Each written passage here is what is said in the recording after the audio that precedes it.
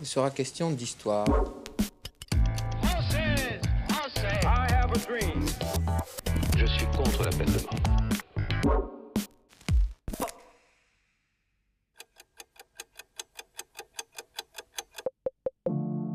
Le 29 mars 1984, Léopold Sédar Senghor est le premier noir africain à entrer à l'Académie française.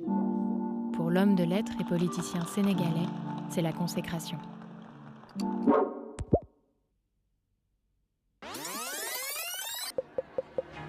Né en 1906 au Sénégal, dans l'Empire colonial français, Léopold Sédar Senghor grandit dans une famille aisée de la région de Dakar. À 7 ans, il est envoyé à l'école dans une mission catholique où il apprend le français. Pour moi, la langue française, c'était comme des bonbons, c'était délicieux. Élève brillant, il entre au collège séminaire pour devenir prêtre.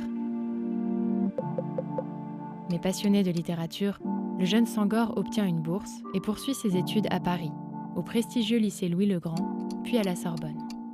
Naturalisé français en 1933, il est le premier noir africain reçu à l'agrégation de grammaire.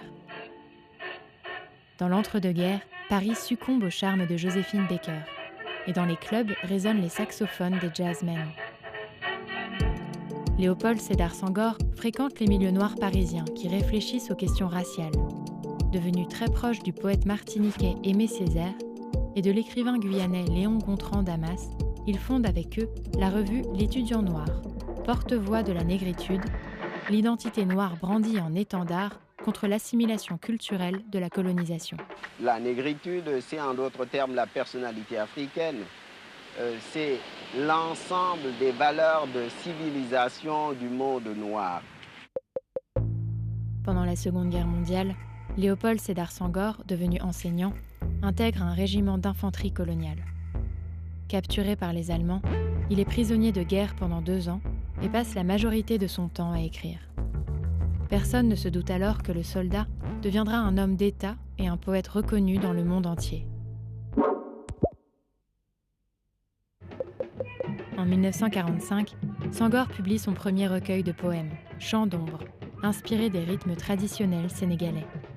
Tentative de ressusciter l'Afrique précoloniale, ce recueil est aussi celui de la nostalgie et du royaume d'enfance, avec notamment l'évocation de son village natal, Joal.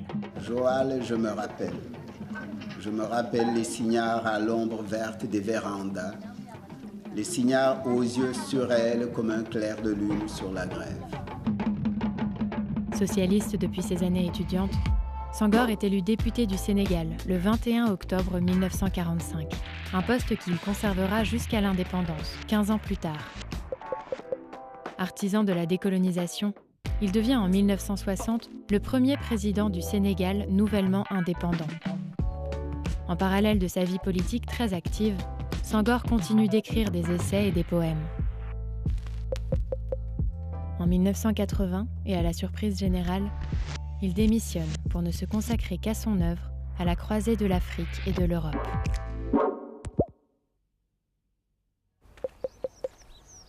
Après sa démission, Senghor se retire en Normandie. Il poursuit alors l'écriture de ses poèmes, conçus pour être psalmodiés ou chantés dans la tradition africaine.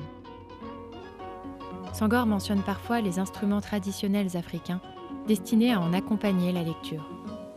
Femme nue, femme noire vêtue de ta couleur qui est vie, de ta forme qui est beauté. Tenant d'une double culture, française et sénégalaise, l'art de Senghor est nourri de reprises et répétitions à valeur incantatoire. Tout au long de son parcours, il publie de nombreux recueils, dont les célèbres Hosties noires en 1948, puis Éthiopique en 1956 et les 5 volumes d'essais et de discours Liberté. Amoureux de la langue française, Léopold Sédar Senghor est de tout temps un fervent promoteur de la francophonie. Et en 1983, il est élu à l'Académie française. Mort en 2001, il a laissé avec la notion de négritude un héritage immense, bien que parfois contesté de nos jours.